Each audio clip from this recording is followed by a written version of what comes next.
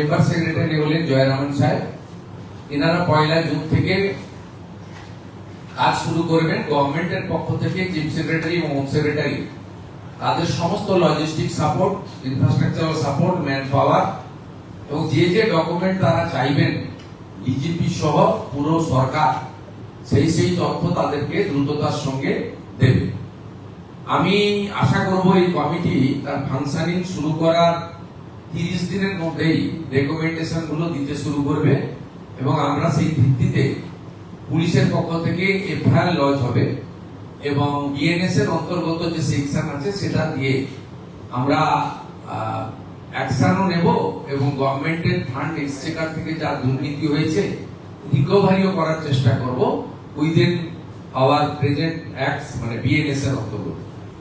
এছাড়াও prevention of corruption অ্যাক্টে যা আছে এর আওতায় গোটা পশ্চিমবঙ্গের সমস্ত পাবলিকও যেমন অভিযোগ করতে পারবেন, তেমনি বিভিন্ন এজেন্সি যারা কন্ট্রাক্ট নিয়েছিলেন, বিভিন্ন এমএলএ ছাড়া যারা পাবলিক রিপ্রেজেন্টেটিভ আছেন, কাউন্সিলর, পঞ্চায়েত স্তর পঞ্চায়েত চেয়ারম্যান, গ্রাম পঞ্চায়েত প্রধান,